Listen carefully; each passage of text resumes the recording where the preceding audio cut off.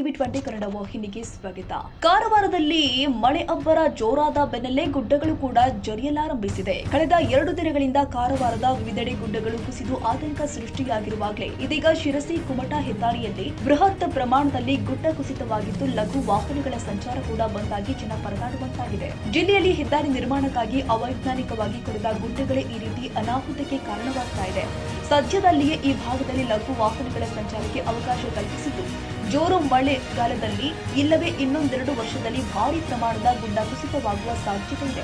ಆದ ಕಾರಣ ಈ ಭಾಗದಲ್ಲಿ ಅವೈಜ್ಞಾನಿಕವಾಗಿ ತೆರವು ಮಾಡಿದ ಗುಡ್ಡಗಳನ್ನ ಸರಿ ಮಾಡುವುದರ ಜೊತೆಗೆ ಭಾಗದಲ್ಲಿ ಗಿಡಗಳನ್ನ ಹೆಚ್ಚು ಬೆಳೆಸಬೇಕು. ಅರಣ್ಯ ಇಲಾಖೆ ಕೂಡ ಈ ಬಗ್ಗೆ ಹೆಚ್ಚು ಗಮನ ಹರಿಸಬೇಕು ಎಂಬುದು ಈ ಭಾಗದ ಪ್ರಯಾಣಿಕರ ಆಗ್ರಹವಾಗಿದೆ.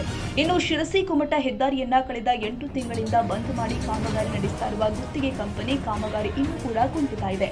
6 ತಿಂಗಳು ಬಂದ್ ಮಾಡಲು ಪರವಾನಗಿ ಪಡೆದಿದ್ದ ಗುತ್ತಿಗೆ ಕಂಪನಿ ಇದೀಗ ಅವಧಿ ವಿಸ್ತರಿಸಿಕೊಂಡಿದ್ದು ಇನ್ನೂ ಕೂಡ ಹಲವೆಡೆ ಬ್ರಿಡ್ಜ್ಗಳು ಪೂರ್ಣಗೊಂಡಿವೆ. ಆದರೆ ಈ ಭಾಗದಲ್ಲಿ ಸಂಚಾರ ಮಾಡುವ ವಿದ್ಯಾರ್ಥಿಗಳು ಮತ್ತು ರೋಗಿಗಳು ಕರಾವಳಿ ಸಂಪರ್ಕಕ್ಕೆ ಪರದಾಡುವ ಸ್ಥಿತಿ ನಿರ್ಮಾಣವಾಗಿದೆ. ಇದರ ನಡುವೆ ಗುಡ್ಡ ಕುಸಿತವಾಗಿರುವುದು ಮತ್ತಷ್ಟು ಆತಂಕ ಹೆಚ್ಚಿಸಿದೆ. ಆದರೆ ಮುಂಜಾನೆಯಿಂದಲೇ ಈ ರಸ್ತೆಯಲ್ಲಿ ತೆರವು ಕಾರ್ಯ ನಡೆಸಲಾಗ್ತಾ ಇದೆ. ಸದ್ಯ ಹೆದ್ದಾರಿಯಲ್ಲಿ 2 ಬ್ರಿಡ್ಜ್ ಬಾಕಿ ಇದ್ದು ಅವುಗಳು ಮುಗಿಸದೆ ಸಂಚಾರಕ್ಕೆ ಜೂನ್ 20ರೊಳಗೆ ನೀಡುವ ಬಗ್ಗೆ NHAI ಅಧಿಕಾರಿಗಳು ತಿಳಿಸಿದ್ದಾರೆ. ಹೆದ್ದಾರಿಯಲ್ಲಿ ಬಿದ್ದಿರುವ ಮಣ್ಣು ಕೂಡ ತೆರವು ಮಾಡಲಾಗ್ತಾ ಇದೆ ಅಂತ ಜಿಲ್ಲಾಧಿಕಾರಿಗಳು ಹೇಳಿದ್ದಾರೆ. ಈ ಸಿರ್ಸಿ ಕುಮಟಾ ರಸ್ತೆಯಲ್ಲಿ ಒಂದು 11 ಬ್ರಿಡ್ಜಸ್ಸನ್ನು NHAI ಅವರು ಕನ್ಸ್ಟ್ರಕ್ಷನ್ ಮಾಡ್ತಾ ಇದ್ದಾರೆ. ಈಗ ಲಾಸ್ಟ್ 10 ಡೇಸಲ್ಲಿ ನಮಗೆ ಬಂದಿರುವ ಮಳೆಯಲ್ಲಿ ಒಂದು ಬೆಣ್ಣೆಹೊಳ ಹತ್ರ ಒಂದು ಟೆಂಪ್ರರಿ ಅವರು ಏನು ಲೈಟ್ ವೆಹಿಕಲ್ಸ್ ಪಾಸೇಜ್ಗೆ ವ್ಯವಸ್ಥೆ ಮಾಡಿ ಕೊಟ್ಟಿದ್ರು, ಅದು ಬ್ರೀಚ್ ಆಯಿತು ಭಾರಿ ಮಳೆ ಇರೋದರಿಂದ. ಇದು ಆದಮೇಲೆ ಇಮಿಡಿಯೇಟ್ಲಿ ಆ ಬ್ರಿಡ್ಜನ್ನು ಕಂಪ್ಲೀಟ್ ಮಾಡಿ ಅಂತ ನಮ್ಮ ಕಡೆಯಿಂದ ಮತ್ತು ಸ್ಟೇಟಿಂದ ಕೂಡ NHAI ಅವರಿಗೆ ಡೈರೆಕ್ಷನ್ಸ್ ಬಂತು. ಸೊ ಅಲ್ಲಿ ಆ ಭಾಗದಲ್ಲಿ ಇರುವ ಬ್ರಿಡ್ಜ್ ಈಗ ಕಂಪ್ಲೀಟ್ ಆಗಿದೆ. ಲೈಟ್ ವೆಹಿಕಲ್ಸ್ಗೆ ಮೂಮೆಂಟನ್ನು ಅಲೌ ಮಾಡಿದ್ದೀವಿ. ಈಗ ಅಫಿಷಿಯಲಿ NHAIಯಿಂದ ಇದು ಸೇಫ್, ಈ ವೆಹಿಕಲ್ಸ್ ಪಾಸ್ ಆಗ್ಬೋದು ಅಂತ ನಾವು ರಿಪೋರ್ಟನ್ನು ಎಕ್ಸ್ಪೆಕ್ಟ್ ಮಾಡ್ತಾ ಇದ್ವಿ. ಇವತ್ತು ನಮಗೆ ರಿಸೀವ್ ಆಗುತ್ತೆ. ಆಮೇಲೆ ನಾವು ಕ್ಲಿಯರ್ ಡೈರೆಕ್ಷನ್ಸ್ ಯಾವ ಥರ ವೆಹಿಕಲ್ ಹೋಗ್ಬೋದು ಅಂತ ತಮಗೆ ಶೇರ್ ಮಾಡ್ತೀವಿ. ಈಗ ಮೇಡಮ್ ಇನ್ನೆಷ್ಟು ಪೆಂಡಿಂಗ್ ಇದೆ ಸೇತುವೆ ಮಾಡುವಂಥದ್ದು? ಈಗ 11 ಬ್ರಿಡ್ಜಸಲ್ಲಿ ಒಂದು ಈಗ ಕಂಪ್ಲೀಟ್ ಸ್ಲ್ಯಾಬ್ ಹಾಕಿ ಕಂಪ್ಲೀಟ್ ಮಾಡಿದ್ದಾರೆ. ಅನದರ್ 2 ಬ್ರಿಡ್ಜಸ್ ನೆಕ್ಸ್ಟ್ 2-3 ಡೇಸಲ್ಲಿ ಕಂಪ್ಲೀಟ್ ಆಗುತ್ತೆ. Entire work by June 20th ಒಳಗಡೆ ಕಂಪ್ಲೀಟ್ ಮಾಡ್ತೀವಿ ಅಂತ ನಮ್ಗೆ ಹೇಳಿದ್ದಾರೆ. ಶಾಲೆಗೆ ಮತ್ತು ಅಲ್ಲಿ ಹಾಸ್ಪಿಟಲ್ಸ್ಗೆ ಹೋಗೋದಕ್ಕೆ ನಮಗೆ ಸಮಸ್ಯೆ ಆಯಿತು. ಆ ಬ್ರಿಡ್ಜ್ ಕನ್ಸ್ಟ್ರಕ್ಷನ್ ಕಂಪ್ಲೀಟ್ ಆಗಿರಲಿಲ್ಲ ಮತ್ತು ಟೆಂಪ್ರರಿ ರೋಡು ಕಟ್ ಆಯಿತು. ಸೊ ಈಗ ಬ್ರಿಡ್ಜನ್ನು ಕಂಪ್ಲೀಟ್ ಮಾಡಿ ಕೊಟ್ಟಿರೋದ್ರಿಂದ ನಾವು ಲೈಟ್ ವೆಹಿಕಲ್ಸ್ ಅಲೌ ಮಾಡ್ಬೋದು. ಸ್ಕೂಲ್ ವೆಹಿಕಲ್ಸ್, ಕಾರ್ಸ್, 2 ವೀಲರ್ಸ್ ಎಲ್ಲನೂ ಅಲೌ ಮಾಡ್ತೀವಿ. ಒನ್ಸ್ ನಮಗೆ ರಿಪೋರ್ಟ್ ಬಂದ ಮೇಲೆ ನಾನು ಅಫಿಷಿಯಲಿ ಆದೇಶ ಮಾಡ್ತೀನಿ.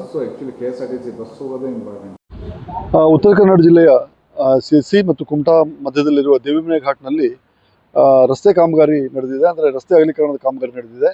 ಅಲ್ಲಿ ರಸ್ತೆ ಅಗಲೀಕರಣದ ಕಾಮಗಾರಿಗೋಸ್ಕರ ವಾಹನಗಳ ಸಂಚಾರವನ್ನು ನಿಷೇಧ ಮಾಡಿದರು ಮತ್ತು ಈ ರಸ್ತೆ ಕಾಮಗಾರಿ ಸುಮಾರು ಮುಗಿತಾ ಇದ್ದ ಹಾಗೆ ಅಲ್ಲಿ ಲಘು ವಾಹನಗಳನ್ನು ಬಿಡ್ತಾ ಇದ್ರು.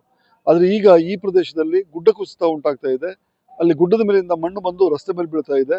ಇದು ತುಂಬ ಅಪಾಯಕಾರಿ. ಯಾಕಂದರೆ ಕಳೆದ ವರ್ಷ ಅಂಕೋಲ ತಾಲೂಕಿನ ಶಿರೂರಿನಲ್ಲಿ ಇಂತಹದ ಘಟನೆಯಲ್ಲಿ 11 ಜನ ಮೃತಪಟ್ಟಿದ್ರು. ವಾಹನಗಳು ಹೋಗುವಾಗ ಗುಡ್ಡ ಕುಸಿದ್ರೆ ಅದರಿಂದ ಯಾರ್ದಾದ್ರೂ ಜೀವಕ್ಕೆ ಅಪಾಯ ಆಗೋ ಚಾನ್ಸ್ ಇದೆ. ಹಾಗಾಗಿ ಈ ಗುಡ್ಡ ಕುಸಿತ ಮುಗಿಯೋವರೆಗೆ, ಅಂದರೆ ಮಳೆಗಾಲ ಮುಗಿಯುವವರೆಗೆ ಇಲ್ಲಿ ಲಘು ವಾಹನಗಳ ಸಂಚಾರವನ್ನು ರದ್ದುಪಡಿಸಬೇಕು. ಇಲ್ದಿದ್ರೆ ಅಲ್ಲಿ ಬೇರೆ ಅದಕ್ಕೇನು ವ್ಯವಸ್ಥೆ, ಯಾಕಂದರೆ ಇದರಿಂದ ಯಾರ್ದಾದ್ರೂ ಜೀವ ಹೋದರೆ ಅದರಿಂದ ಸರ್ಕಾರಕ್ಕೂ ಒಂದು ಕೆಟ್ಟ ಹೆಸರು ಬರುತ್ತೆ ಮತ್ತು ಆ ಕುಟುಂಬಗಳಿಗೂ ಒಂದು ತುಂಬ ತೊಂದರೆ ಆಗುತ್ತೆ. ಹಾಗಾಗಿ ಈ ಗುಡ್ಡ ಕುಸಿತವನ್ನು ತಡೆಗಟ್ಟುವುದಕ್ಕೂ ಅಲ್ಲಿ ಉಪಾಯಗಳನ್ನು ಮಾಡಬೇಕಾದ್ರೆ ಈ ವರ್ಷ ಗುಡ್ಡ ಕುಸಿತ ಸಣ್ಣ ಪ್ರಮಾಣದಲ್ಲಿ ನಡೆದಿದ್ದು, ಮುಂದಿನ ವರ್ಷ ಅಥವಾ ಅದರ ಮುಂದಿನ ವರ್ಷ ಅದು ದೊಡ್ಡ ಪ್ರಮಾಣದಲ್ಲಿ ನಡೆದು ಏನಾದರೂ ಅವಘಡಗಳು ನಡೆಯುವ ಚಾನ್ಸ್ಗಳಿರ್ತವೆ.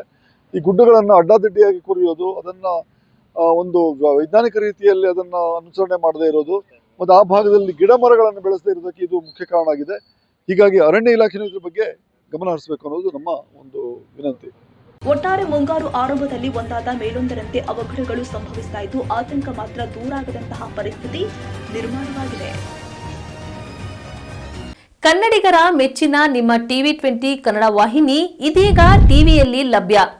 ಕರ್ನಾಟಕ ಮತ್ತು ದೇಶ ವಿದೇಶದ 360 ಡಿಗ್ರಿ ಸುದ್ದಿ ವಿವರವನ್ನ ಪಡೆಯುವುದಕ್ಕೆ TV20 ವಾಹಿನಿಯನ್ನು ಲೈಕ್ ಮಾಡಿ, ವಿಡಿಯೋಗಳನ್ನು ಶೇರ್ ಮಾಡಿ, ಕಮೆಂಟ್ ಮಾಡಿ, ಸಬ್ಸ್ಕ್ರೈಬ್ ಮಾಡಿ. HCN ಕೇಬಲ್ 842 ನಂಬರ್ನಲ್ಲಿ ಹುಕ್ಕೇರಿ ತಾಲೂಕು ಹಾಗೂ ಸಂಕೇಶ್ವರದ ಸುತ್ತಮುತ್ತಲಿನ ಹಳ್ಳಿಗಳಲ್ಲಿ ಲಭ್ಯ. PCN ಕೇಬಲ್ 129 ನಂಬರ್ನಲ್ಲಿ ಹಾರುಗೆರೆ ಸುತ್ತಮುತ್ತಲಿನ ಹಳ್ಳಿಗಳಲ್ಲಿ ಲಭ್ಯ.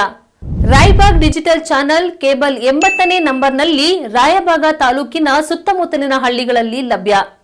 UDCN ಕೇಬಲ್ ನೆಟ್ವರ್ಕ್ ಉಗಾರ ಸುತ್ತಮುತ್ತಲಿನ ಹಳ್ಳಿಗಳಲ್ಲಿ ನಿಮ್ಮ TV20 ಕನ್ನಡ ವಾಹಿನಿಯೂ ಲಭ್ಯ.